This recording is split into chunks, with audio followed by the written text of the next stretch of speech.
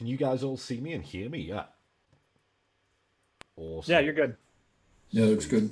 I'm just going to check tone because this is something that I've never done before. I spent hours yesterday trying to figure this out.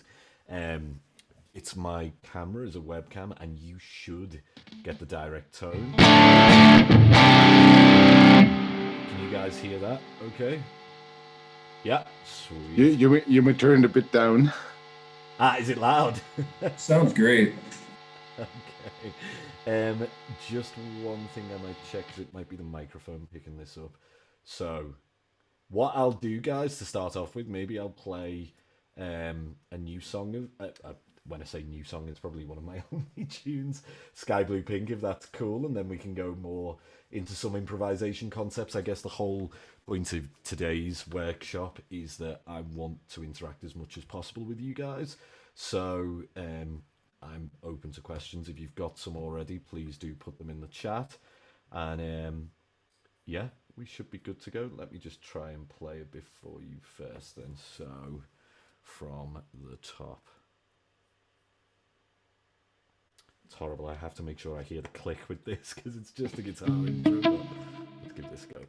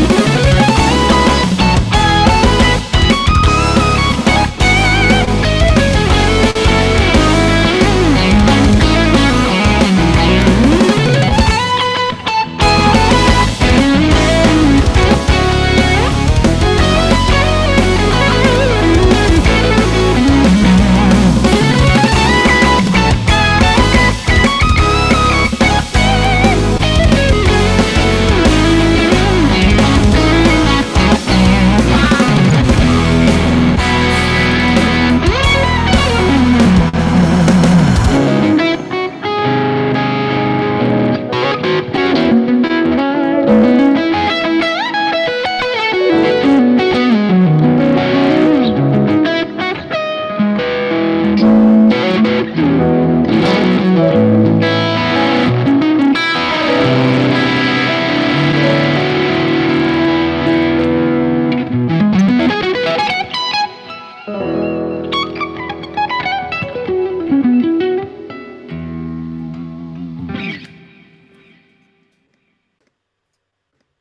I don't know if you guys could hear that. Now I can see. Sorry, I had to jump to Logic beforehand. So, does that sound all okay? Is it all balanced, guys? Yeah, sweet. Mission It's accomplished. it's actually a bit Preamp was distorting. little Oh, it's bit distorting. Yeah. Okay. I don't know if the others can hear it, but yes, it is. The music was fine. The backing music Yeah. was fine, but your guitar input seems to have been distorting a little bit on certain notes. Okay. I'll turn down the guitar. It's weird in Logic. It's not telling me that it's peaking. Maybe it's as it's being sent. I'm gonna. Yeah, actually... it could be. Just pull down the master by 6 dB, and that should be fine. Yeah. Okay. I'm just gonna change tone as well, guys, as we do that. But you can hear my mic now. Okay. Yeah. Yeah. Yeah, your mic is fine. It was Okay. just the guitar that was a tiny bit distorted from time to time. Cool. What about now, guys? All good?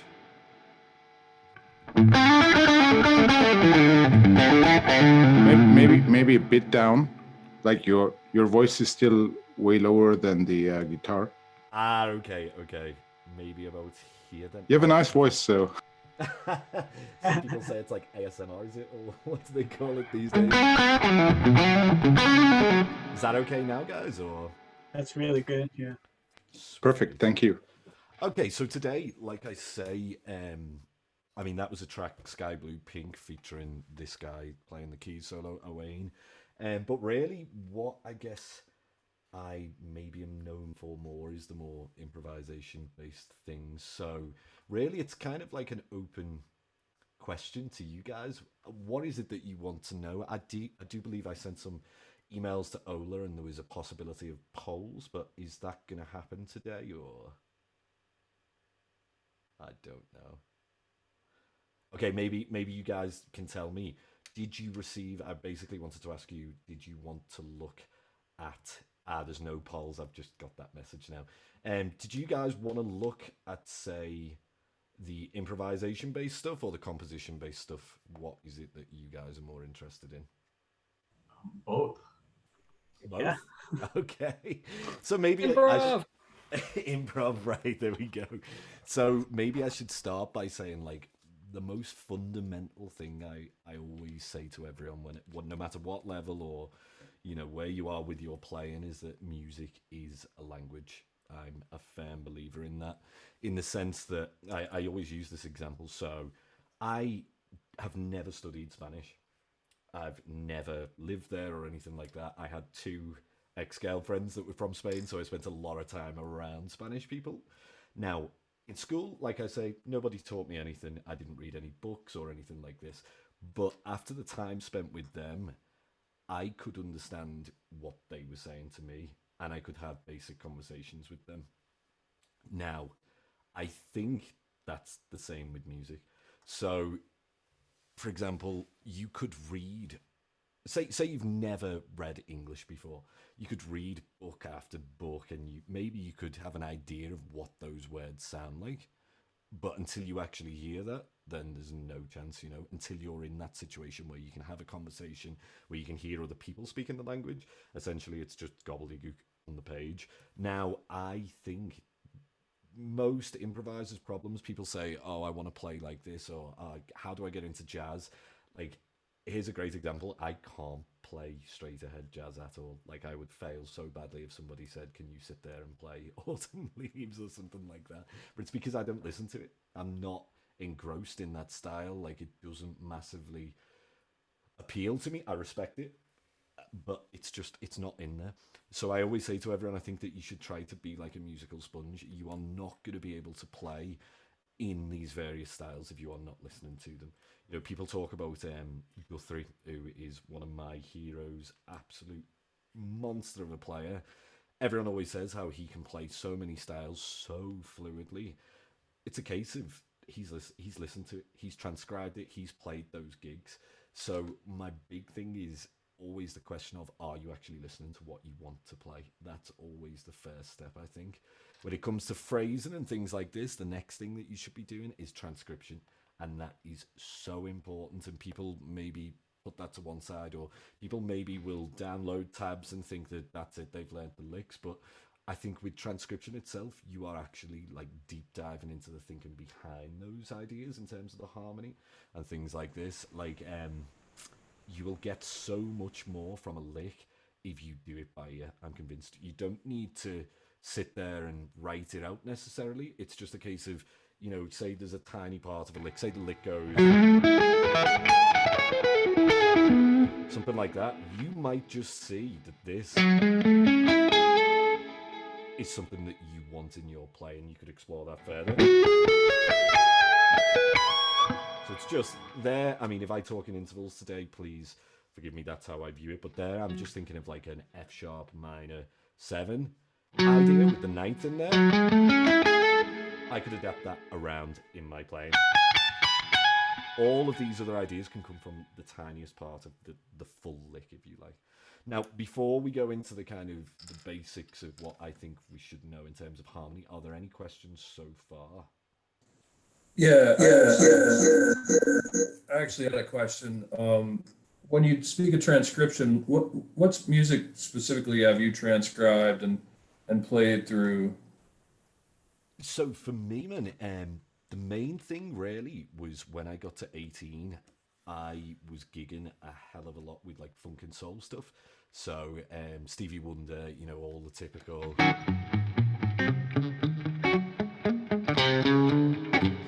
all that, and then even stuff like Luther Vandross. I don't know if you know him.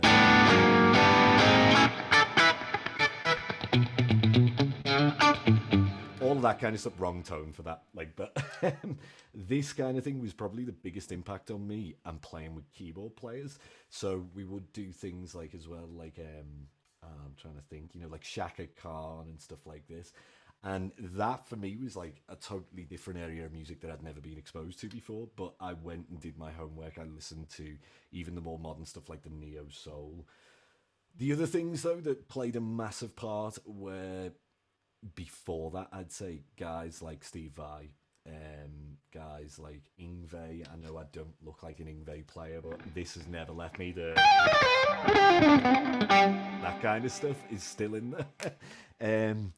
But transcription wise, I think I still do it all the time now. So blues players, I'll look at them. I'll look at guys like Guthrie. Tom Quayle actually was a massive part of that, where I would sit there and try and learn all of his lines as well. Martin Miller, I don't know if you guys are familiar with him, German guy, insane player.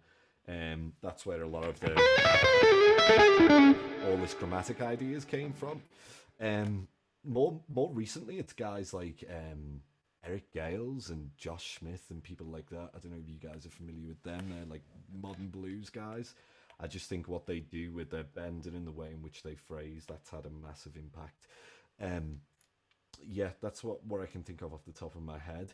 But I try to make like an amalgamation of all of these things. So when I've learned like a lick, so for example, there's a Guthrie lick, which is from, I think it's the Larry Carlton jam that was on Jam Track Central years ago, and it goes this kind of idea. It's played over like the 5 chord. Like that. Resolve into the C. I actually put that into a solo that I'd played on Never Too Much. I think that's on YouTube somewhere. So it goes to show that these things do stick. I think I might have transcribed that when I was about 15, but somehow it's still in the library, you know, like it's almost like I can pick it out at when the occasion calls for, shall we say. Does that answer the question?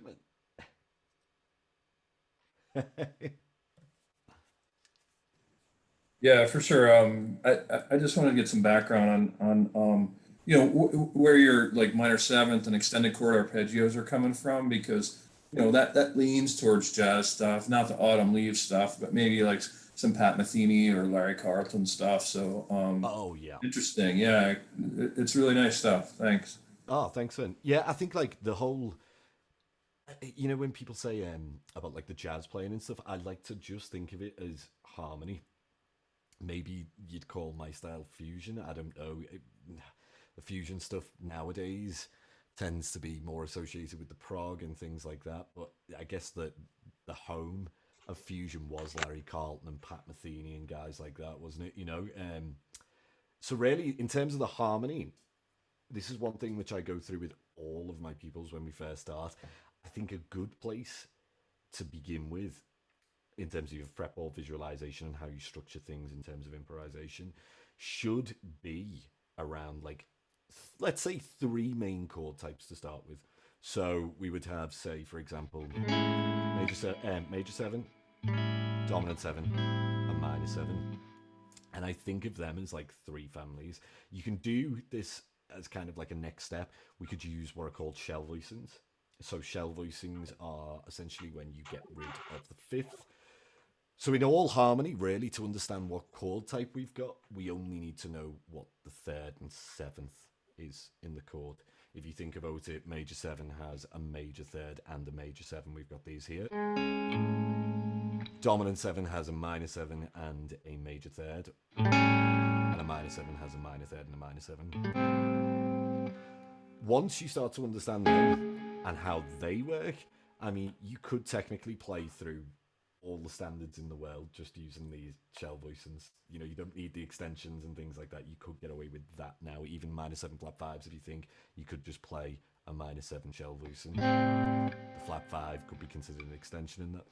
But what you could do to take that further, to further understand the relationships, I think, is to look at the extensions on top of these shell voicings. So the first thing to do, let's say major seven, you would go to major nine. That's the next logical one. The next one people think of would be the 11th, but if you listen to like the 11th of the chord against the major seven, like the natural four, if you like, listen to how horrible this is. It's just like nasty. So we take that obviously up to a sharp 11. So we get that sound. And then the 13 would be the last one. So we could basically treat this, how do I say it? We could basically treat this as the Lydian mode is the mode that follows the major seven chord. So the order that you would approach a major seven chord would be in terms of scales, like Lydian, then Ionian.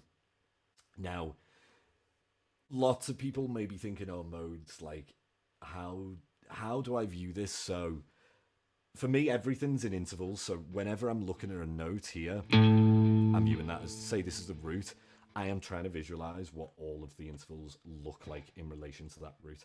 I'm not necessarily too bothered about note names. They are important, but it's more like I should know that a major third looks like this, or it looks like this, or it looks like this, for example. I try to figure that out within the pattern, and when I label the scale, so if we are doing like the Lydian mode, for example, I will think in terms of those numbers. So it will be 1, 2, 3, sharp 4, 5, 6, 7, 1.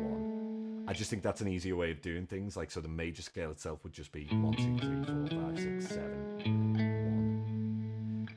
Now, once we've associated that with a major 7 chord, so like I say, it was Lydian, then Ionian for this. Next chord type would be dominant 7. So naturally, we could add the extensions. That would probably be the first thing. Unaltered extensions for now. So you get the 9th. You get the 11. That kind of works in this situation, although this voicing is probably nicer. And then we get the 13. The scale which goes with this then, if it's got a flat 7, I like to just think of it, it's a major scale with a flat 7. That's the Mixolydian mode. So you get... Last one then would be the minor 7 chord. Now, maybe some of you are thinking, okay, the scale that would go with that would be like Aeolian or natural minor. We'll see why that's not the case now. So if we take that and then we were to go, okay, where's the next one? The first extension would be the 9th.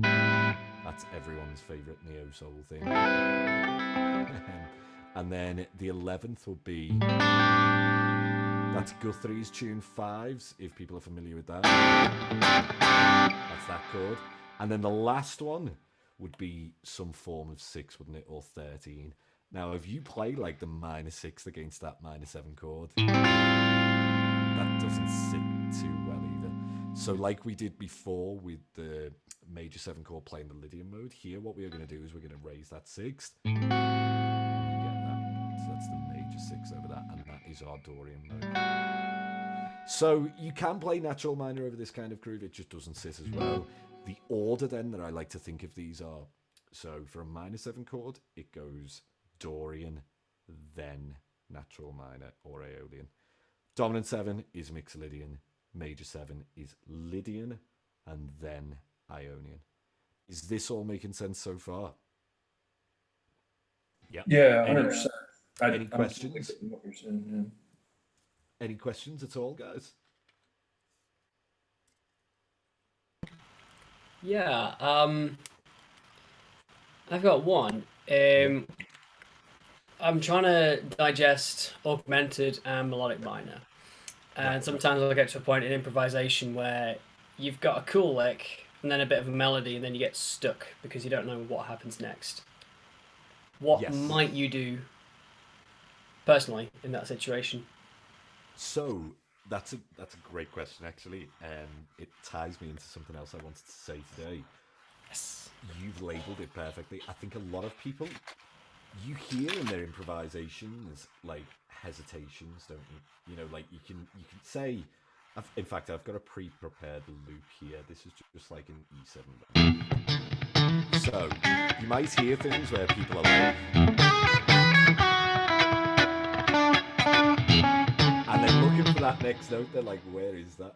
And I think this is a massive part of fretboard visualization. It's just not knowing it well enough. And I think as guitarists, we get away with this a little bit because it's a shape-based instrument. You know, there's 6 ways to play each note. It's hard, isn't it? You know, like sometimes, let's take, for example, the first lesson when someone says, let's improvise, they teach you the pentatonic scale. They don't tell you anything of how that works or why that relates or anything like this. You learn the shape and you're relying on your ear, which is a good thing. But when it comes to playing more complex things like melodic minor and augmented like harmony and things like this, you have to know your fretboard. Like that's essentially, I think, the answer. So I mean, over this, I mean, we could force melodic minor over this chord progression that I've got. Well, this static groove that I've got here. Like if you think the melodic minor scale, the way which I view it first is just, I think of it as almost like the Dorian scale with a raised 7th. So when I'm visualizing, like Dorian's very easy for me to visualize. I think you just raise that 7th note and it's only 1 note difference really, isn't it? You know, so getting that in, say if I was to play over this, a great place to start with this would be just minor pentatonic scale. This works. Add in 1 extra note, so let's say the 9th.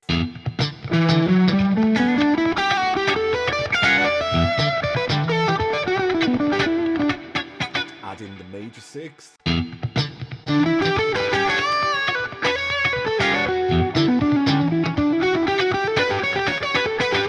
Now to get that melodic minor sound, we know that this is the minor 7. So we just take that up or this kind of sound. So now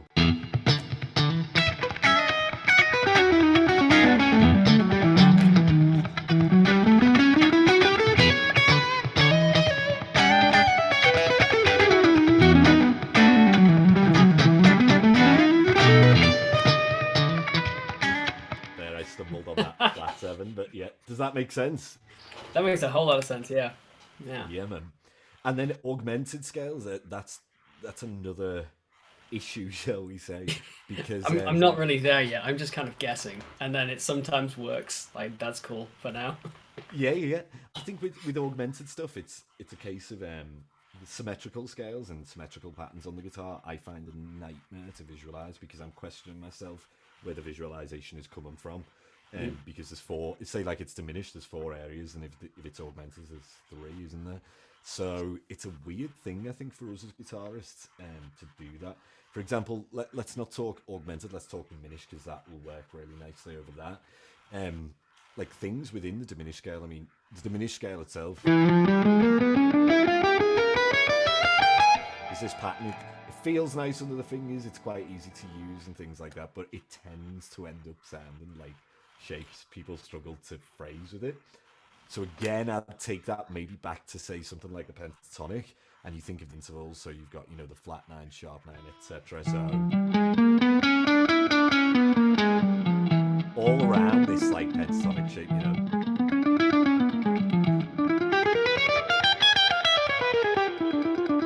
So then what you can start doing is looking inside of that in terms of the harmony. So you should do this with every scale, by the way, but you could start breaking down and going, okay, in the diminished scale, there's a major arpeggio starting on E. There's a major arpeggio starting on G.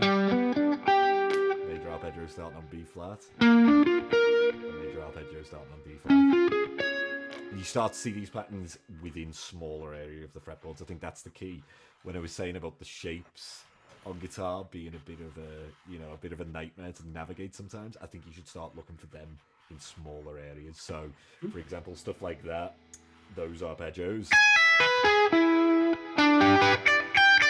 There was G, and what else did we want? B flat. And then we wanted the last one, which was D flat. So,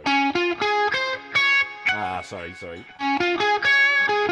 This kind of idea around here. So we're looking at a small area of the fretboard. The limitation is the key. But you can get crazy licks with stuff like that. This kind of idea is just using those. You start seeing different things. It no longer sounds like... this is the typical thing to do. Yeah. But yeah, I mean, any other questions, guys? Or does that answer the question, by the way, man? Yeah. Yeah, totally sick. Thanks, man. No worries, dude. Awesome. No more questions. Jack, I have a quick question for you. Oh yeah. Yes. So you kind of you sort of answered my question when you were answering Andy's question, but where I kind of get stuck, I actually been using Tom Quayle's the way his way of visualizing the fretboard, and it's been very helpful. My problem is I still when I try to do that or cage system, I tend to end up doing just scale shapes, even if it's within wherever. I'm still having a hard time thinking as far as intervals. I know I target intervals, and I know I like the second or the seventh, but they just land on accident. I'm like, cool, but it wasn't intended to. Is there something you recommend to practice that? Yes. So for me, it's all about the limitation exercises.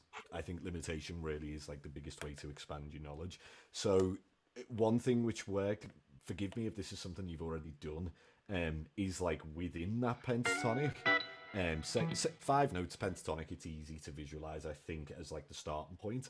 So you would have in the minor pentatonic there, you've got the root, minor third, perfect fifth, a flat 7 over this. I would start, sorry, I missed out the 4th or the 11th. I would start with just those notes and pick in, say, one note to start your phrases on. So each time, or one interval, shall we say, to start your phrases on, you want to finish and start every phrase with that. So let's take, for example, the minor third. I'll play over this loop. So...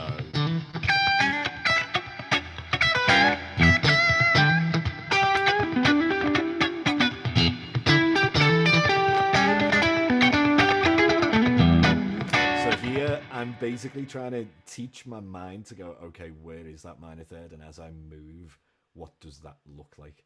So in terms of the fingers, you can think of it like that as well. That's a shape way of doing it. You could think of the minor third looks like this here. It looks like this if it's the D to the E string. It looks like this if it's the E to the D. There's all of these different ways of viewing that, I guess. That's one thing to do. The other thing is if you're looking at a full scale, is to add in one note at a time to that pentatonic. So like we said before about adding in the 9th and things like that, I would try and start all of my phrases on the 9th and end all of my phrases on the 9th if I can. So...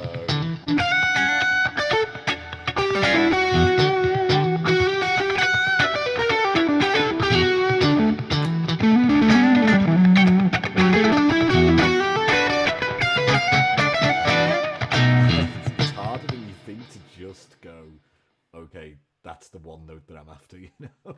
So that would be maybe the first step. The other thing which I always question people on when they say about this, like struggling with the visualization, do you know like your triads and the inversions? So by that I mean, if say we took like C major for example, are you confident with going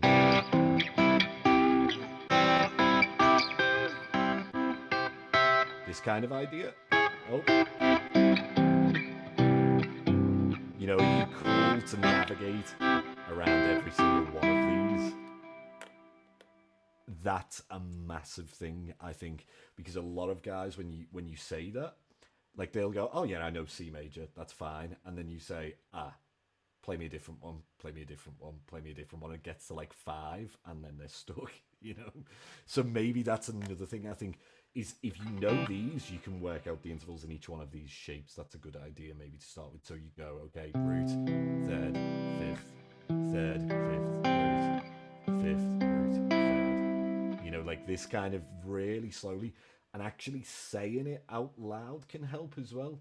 I know that helped me right at the beginning. Tom Quayle, I remember in one of our first lessons, him saying, "Jack, actually say what it is that you're seeing." Because like you might think that you're doing it in your mind, but until you actually, you know, verbalize it, sometimes it's harder to stick in the mind. Does this make sense, Eddie? It does. It does. 100%. Thank you. Awesome, no problem. And any other questions, guys? Yeah, I would like to ask, how do you compose a song without making it sound completely improvised? Also, Good. recognize this background. Yes, no way. The escapade stuff. Thanks, Joshua. That's awesome. Yeah, this was the most difficult thing for me actually, because I've never really been like the main instrument focus. So this was a difficult thing to kind of switch off to. Now, in terms of my compositions for like escapades, stuff like Sky Blue Pink, that was something which I'd had for a while. But it started off, say, with just, I think it was that caught my attention because it was like, I've never done this before. I was thinking, what is going on? So I analysed it myself. I was like, the root movement is going. So I was like, okay, let's keep it going this way. So if you watch, this is the root movement just going chromatically down. That's that there. Then it goes to this. That's all over A. So that was something for me where I was actually like constructing it, you know. And to switch off is the hardest thing when you are so used to just being a sideman, I think, and actually just go, okay, how can the guitar lead this? Like in the gigs which I was playing back home and some of the session gigs, really, you're only playing like 1 or 2 notes in certain tunes. You know, this is enough, like if it's going, which is a skill in itself, but it's not doing that necessarily, you know. So, melody, I think, is the paramount thing, but also groove is a massive thing for me. So if you think like on Escapades, there's Lark Lane is one of the tracks there. That kind of feel, that was where I wrote the groove first. So I was jamming maybe over this for a couple of hours before this. I was recording myself the whole time until that came out. I was like, okay, I'll keep that. That's a head. That's like a melody, you know. So I think the improvisation can actually lead you to these compositional decisions, shall we say? You know, if you are recording yourself, there's bound to be things in the recording that work. In fact, so Owain had to convince me. That was the funny thing with a lot of the tracks on Escapades. They were like the demo takes where, say, like 1993 or something like that. I was improvising the solo sections thinking, oh, I'll do them properly later. You know, like I'll actually compose something afterwards. And it was Owain who, when we were coming towards the end of everything, like the writing process, he was just like, no, all the leads are good. And he had to kind of like convince me to accept that they were the ones that would work, you know. And I think that's where it can be a really useful thing. If you improvise over the ideas that you've got, if you've got a chord structure, or you've got, you know, like some idea of a groove, or like a feel that you want to go for, sometimes the melody is in there already. You know, even 1993, that actually started off as like, it was a demo that I wrote as like a really quick thing for, I think, for one of the Boss pedals. That, I don't know whether maybe it's on my YouTube, maybe you can find it on one of the old videos, but it was just a case of playing over that groove again. And that melody came out there.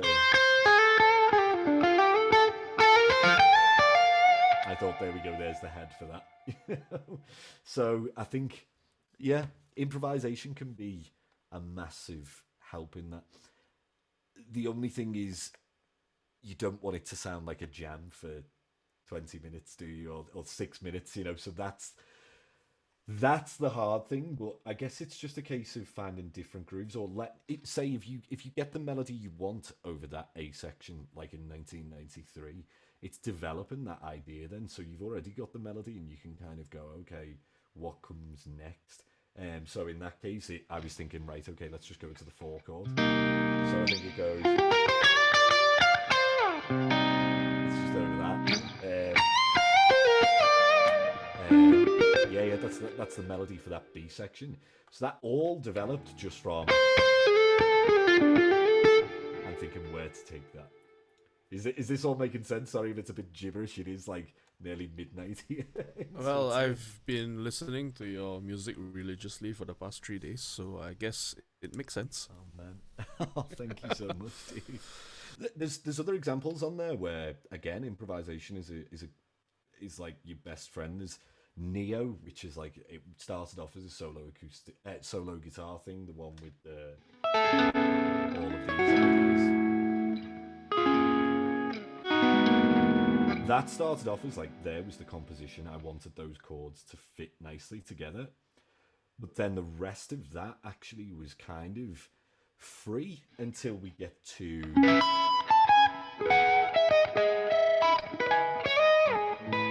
So this part, so that was a written melody where I'd sat there for maybe a day seeing if that would work. But in between, I try to keep it improvised, you know. I think that's maybe my writing process. It's like, lay down a groove or lay down an idea, see what melodies come out when you play over that, and then work with that kind of new melody, if you like. Yeah. Sorry if that's a really long-winded answer, but any other questions? Thanks for that, Joshua.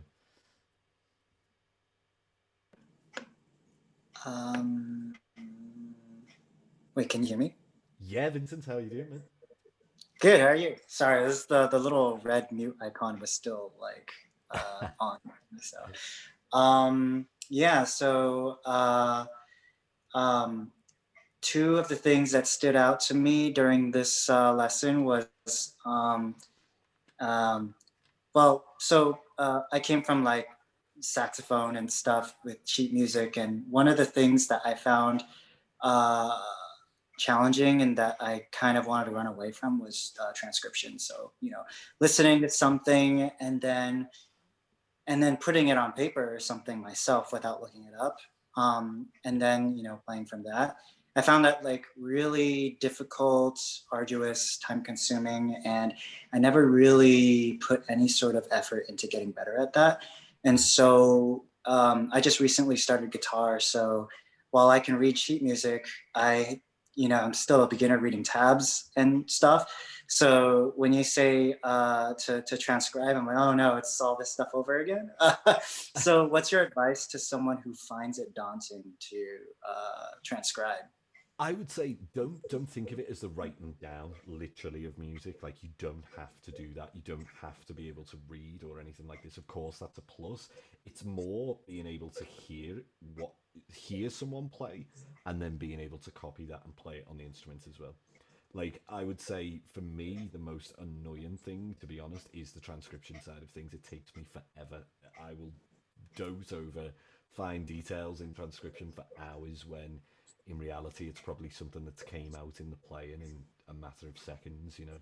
So don't be worried in that sense. I think when I talk about transcription, it's more just a case of you are copying what other people do, trying to hear it and try and play it yourself. You don't have to worry about the writing down. You don't have to worry about the reading necessarily, you know.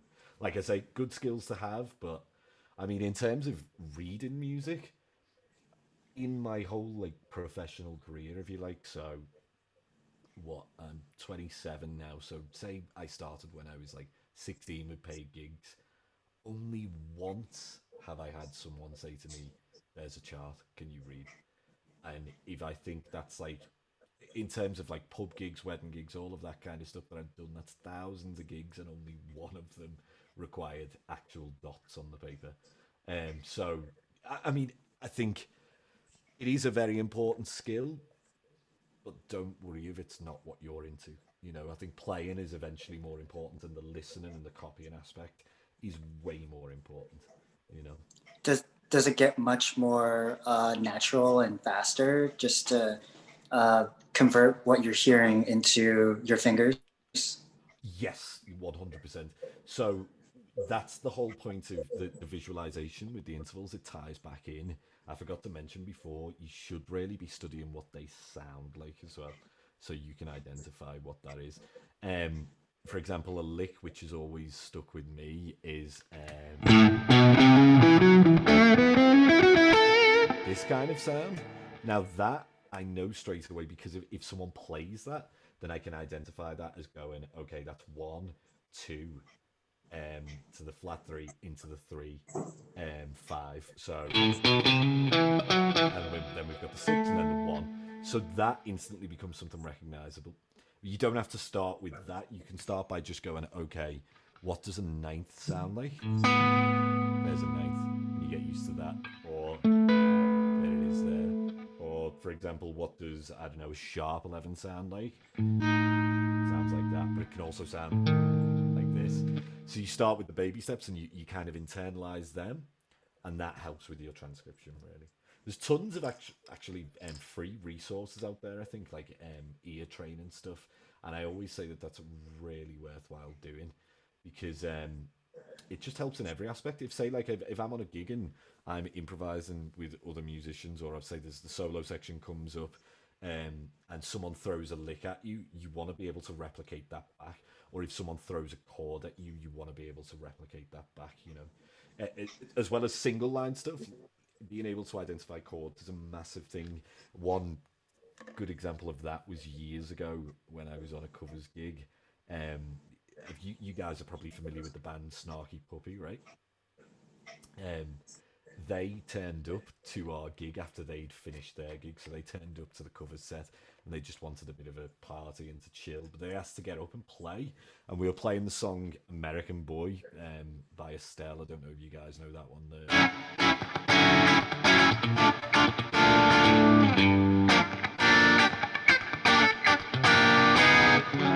That's essentially the chord structure. Their bass player and what's he called, Michael League and Corey Henry, I remember them throwing something at me that I lost my mind, because I didn't realize what it was. So instead of going to like this at the beginning, they were going to this, which is like a chord substitution. That's a B minor 9, leading down to this B flat major 7, and for ages I couldn't work that out. And I remember going home, sat there with the recording that someone had taken, and was like, I need to know what that chord is for next time we do this. It's stuck all these years later. So, yeah, being able to identify chords by ear is a really good thing, and being able to hear your intervals. Hearing what you want to play is the key at the end of the day. It takes a long time. Don't think that it's going to come overnight, but it is kind of the end goal, shall we say, when it comes to all of this. That's what transcription is to me anyway, you know. Gotcha. Yeah, that makes things seem more fun as opposed to, daunting, I guess. So But it's essentially awesome. just learning what you like. That's how I view transcription. It's like listening to what you like and trying to replicate it on the instrument. That's all transcription is, you know. Right. Thanks. No worries, Victor. Any other questions, guys? Or Well, I've got one. Yeah. yeah, So you talked a little bit about like the essential types of chords towards the beginning. I'm curious more about like your personal tastes for like composing, because one thing that I really like about your music is that it's not really like harmonically dense, like trying to like hit you right in the forehead or anything, but it still just always sounds like really nice and really right. And like there's still like some nice like actual like inertia going on there. And for me, whenever I feel like I try to insert like a lot of extensions or substitutions, it just feels kind of forced. So I'm wondering how you get that kind of harmonic flow going that's kind of between, you know, sounding nice and kind of poppy, but then also has like the sort of inertia that the nerds can appreciate. Oh, cheers, man. Thanks so much. I think a lot of that again comes from the gigging and playing, like, you know, like the funk and soul stuff. Like, you know, in like Stevie Wonder tunes, the harmony can sometimes be crazy, can't it? But it doesn't like shock you necessarily. And I think that's what I've always found fascinating. The same with even say for example that tune Never Too Much.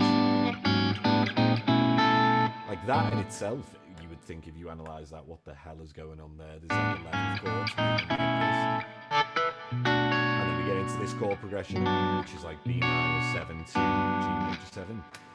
It's really about exploring what extensions work with those chord types. So B minor 7. I'll experiment with just making, say, B minor 9. How can I get into a G major 7 from there? Well, essentially that chord, if I put a G in the root, I've got kind of a G major 7 sharp 11, just from the same one. So I'm not thinking of moving too much. I think keeping things close together is like the key, really, you know? Like maybe even this shape would work. That's like a G major 7 in, what is it? In oh yeah, this kind of thing.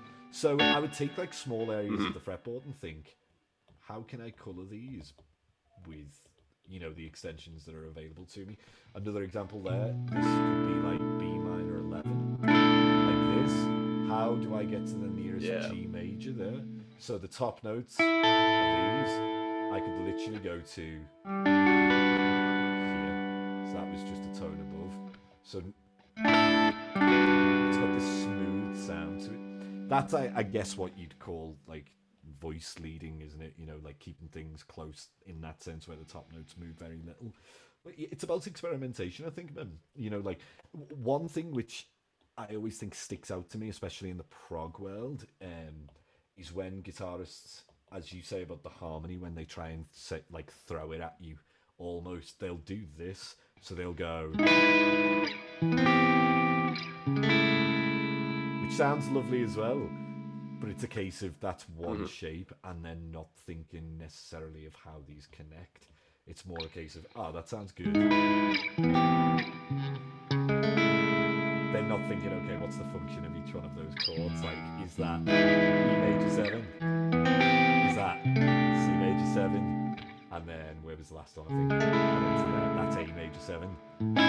When you start experimenting like that, you can go, okay, there's E major. Let's go C major. And then A major. This is like all trying to keep things close. I'm not necessarily thinking just shape, you know. Does this answer the question, man? Yeah, that's pretty much what I'm getting at. Yeah. I guess, like, as well, I don't like harmony for the sake of harmony in my stuff. I'd much rather play something that others might consider maybe boring and try and make it interesting, you know. Oh well, yeah, no, but that's what I'm talking about. Like that's what I like, is that like it just kind of satisfies that kind of inner desire for that kind of like catchy, you know, you don't really have to think about it that much, but it still just like is really satisfying. Oh, thanks. I think, yeah, it's just exploring how the extensions work. So, like, and keeping voicings close together. That's really helped me. Trying to essentially think like a keyboard player You know, like that's I think the big thing. Keyboard players tend to keep voicings very much close together, and obviously they can do things which we can't, whereby notes can be played very close together, like these, the minor seconds, and things like that within chord voicings. But if we can steal a bit of that, then even better. Or you know, like if you're into like the triad pairs and things like this, they're well worth exploring. So you know, like if you take like a major 7 chord and you harmonize that, you know, like if it was just a straight major chord, you get major 7, minor 7, minor 7, F major 7, etc. What about if you harmonize like the Lydian scale? So you get major and then major again, wouldn't you? So you can start looking at how these can work in static situations. You know, say like you've got a C major 7 forever. You go, okay, let's take a look at adding that D major triad. There's one. There's one. There's one. All of these kind of things that can open up different avenues sometimes, you know. Right on.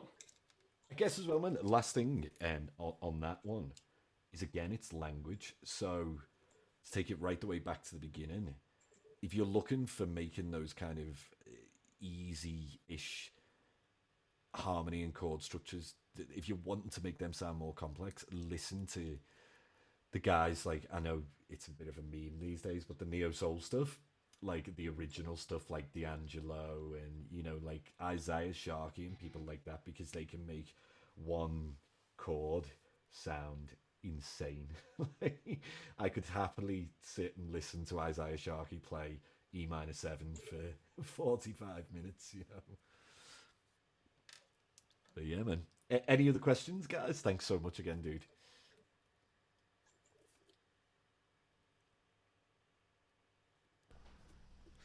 Do you play any other instruments, and how does that influence or affect your compositional approach?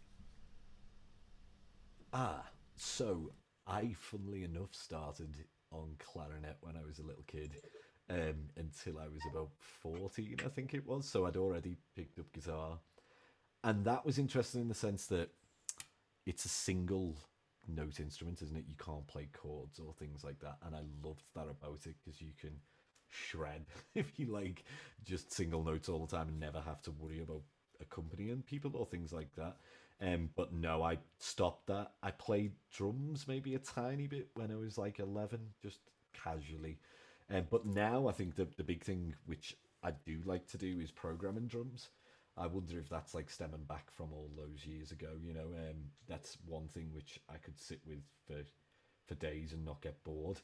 I wish I'd have studied piano or keyboards. That's the one thing which really it gets it. If I had time now, I'd love to sit there and you know like try and at least play, because everything's there. All the thinking and everything like that is there. It's just physically being able to play, isn't it? To answer that question, like kind of play other instruments, or I used to, shall we say?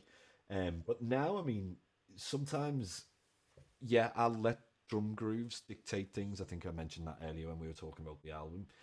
So things like shuffle feels and things like that, I love playing over, seeing where that'll lead. Just playing in a groove, like physically on the MIDI keyboard. That's what I do for most of my stuff, and then see if I can, you know, quantize and play around with it afterwards. I forget what the end of the question was. Apologies. It's like midnight here. My brain is frazzled. How does it influence or affect your compositional approach? Okay, so yeah, with the groove-based stuff, I think, you know, when you're listening to a drummer, that can make you think of different things, like the dynamics, maybe the way a drummer will hit hi-hat. So if you're programming something with, you know, like soft hi-hats and 16th notes or ghost notes and things like that, it can affect the way that you approach like playing over the top. You might approach things in a really kind of soft way. There's a guy, actually, you guys might be familiar with him, Josh de la Victoria, who amazing player. He's very much into like the crazy time signatures and things like this, and I think he seems to let those odd like drum grooves that he programs dictate what he plays on guitar. which I think is a really cool thing, because as guitarists, maybe we wouldn't think to play groups of sevens. Maybe we're more worried about, like the harmonic aspect of what we're playing. But what he's doing is really cool, because it's coming up with all of these patterns and ideas that I think you wouldn't find without relying on the drum groove in the first place, or pre-planning this crazy groups of sevens followed by fives and threes and all this kind of stuff. So yeah, it definitely does affect me, I'll say that. Yeah, I love playing around with drum grooves and seeing what I can compose around it, if you like, or improvise over it. Does that answer the question? Yeah, and I play piano, so if you want to trade piano lessons for guitar lessons, I'll be happy to do so. Yes, that would be a shout. I just need to find the time, and then yeah, 100%. Any other questions, guys? I think we've got about 3 minutes left. Hey Jack, I just wanted to make a comment. This is in regards to a few months ago, or maybe it's been longer. You posted a video about fake guitars on IG. Oh yeah. So I just want to thank you, man, because that's been very helpful. Just with social media and everything, perfection always being in your face, and you're always trying to hit that. And I've noticed that in a few of your videos, even though you smile, you tend to be okay with making mistakes, and that's something that's helped me to be like, hey, it's fine if I mess up. It's not a big deal. It just kind of continue going, because man, it can get wild trying to figure all this crap out. Oh man, 100%. I'm glad you said that, man. I mean, with the fake guitar stuff, I try not to speak about it anymore, because I think it turned into something that it wasn't intended to at the beginning, like the witch hunt and all of that kind of stuff. But yeah, I mean, it still goes on, and people, I don't know, I think it's just maybe the new normal. Like, we expect to hear perfection, and what I try to say is that that's not the case at all. Like, when you hear like a lot of, like from my album, essentially that is not a one take thing. Like, that, like, people may assume that I'm playing that from the very beginning until the very end, and it's not the case, is it? I think it's natural that we make mistakes. There's a great drummer, I don't know if you guys will be familiar with him, Ash Zone. He's like a session guy, played with all the top like UK artists and stuff like that, pop artists. But he's an amazing fusion drummer, and he said on a podcast once, he said, people these days are always presenting, like, as you say, Eddie, the best version of themselves. All we see is perfection all the time. You are never getting better if you always sound perfect. Like, you should totally embrace the suck, as we say, and be like, okay, I don't sound good over giant steps. I need to work my ass off to sound good over giant steps. It will take years to sound good. Like, there is no shortcuts kind of thing. And it's okay if I sound bad. Like, no, everyone's going to naturally struggle with certain things. So yeah, I think it's important to remember that a lot of what we see on Instagram and YouTube and stuff like that, like, it's just the best image of whoever's shared that in most cases, isn't it? That's why I think I'm glad you've noticed that, Eddie. Like, I'll smile and, like, leave the mistakes in, because I think, like, people should know that it's not some superhuman thing. And, like, there are very few guys that are flawless all the time. I don't think anyone can do it. I mean, I've seen even Guthrie, my hero, I've seen him make horror mistakes in the past, and it's fine. Like, everyone forgets about it within half a second. It's one of those things. But yeah, man, I'm glad that you're cool with things not being perfect, shall we say. Thank you. Appreciate it, Jack. No, thank you, Eddie. Cheers, man. Any others before we wrap up, guys? Or do you know, I totally didn't even see the chat on the side here, guys. I apologize. Were there any in there? Ah, yeah. Yeah, thank you so much to all of you dudes. I think it's been a pleasure. Like I say, I apologize if I was ranting at times. It is very late here. But did you guys get something from that at least? Yeah. Awesome. Any final thoughts or any final questions? I have a really quick question, if that's okay. Yeah, of course, Vincent, man. So you said that you went from clarinet, right? Yeah. So yeah, wind instrument. Also came from a wind instrument, one note at a time, and yeah, shreddy. Like I studied Charlie Parker's like bebop kind of stuff, and just played fast 16th notes all the time and stuff. And that was something that I was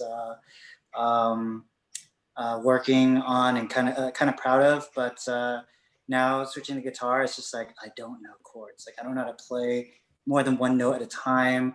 And like the ear, like I haven't done any sort of like I haven't trained my ear to listen for like intervals and different like modes and like inversions and all that stuff. So how did you was that something that was particularly challenging for you, and what was your approach? Yeah, definitely. I forgot to mention earlier, but I remember Tom Quayle in our first lesson, him saying to me, "Jack, play me an A major 7 chord," and I think I was like, "Yeah, I've got this." And then he was like, "Play me another one," and it was like, "Yeah, there we go." And then it was, "Play me another one," and I was kind of like, "Oh, maybe does that work or something like this?" And then it was, "Play me one more," and I'd run out of ideas. I had no idea what to do. So really, it was starting from the ground up of going, okay, how do we build the chords? It's root, third, fifth, seventh, this kind of idea, and looking at the inversions. So the drop two voicings, that's something I'd look at. Also deciding on like, are you going to look at the three note, the string stuff, the cage system stuff? I think that's very wise to do. I would try, Victor, if you can though, with all of these, is just have an idea of the intervals as you're going along. The earlier you can ingrain that into your playing, like the easier it's going to be in the future. Like, and my whole approach is based around that now. So even when I'm playing cage stuff, all this kind of stuff, I'm visualizing those intervals in there. Same with if I'm playing chord patterns, like there's a basic chord. I'm thinking root, fifth, seventh, 3, this kind of thing. So learn all the shapes, learn all of the inversions, learn all of the like your 3 note per string, caged, all this kind of stuff. But just try and focus a little bit in more detail about the intervals within all of these. If that makes sense, Vincent? Yes, perfect sense. Yeah, I think Awesome. like don't be intimidated. It's so much. People forget. People think that it's going to be a really, or they'll feel like they're behind. I mean, even now, man, there's stuff which I really struggle to internalize: diminished scale, augmented scale stuff. Like the visualization. It's an ongoing journey, and if you think like all of these shapes and all the stuff which I've been improvising, that's 10 years or more of me doing this, and it's still not there, shall we say? So don't forget, it's like a long journey. Don't expect it to come straight away. It's fine if it takes time.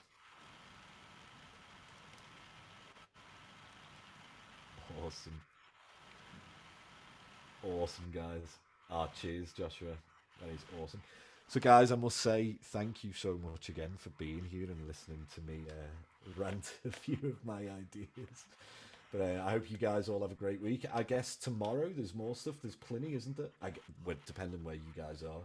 Pliny is in about 8 hours, is it? Something like this. So I'm sure that one's going to be a great one. Make sure to check that out. And I hope you guys all have a great week anyway. Thanks again, dudes. Thank you. Cheers. Thanks. Guys.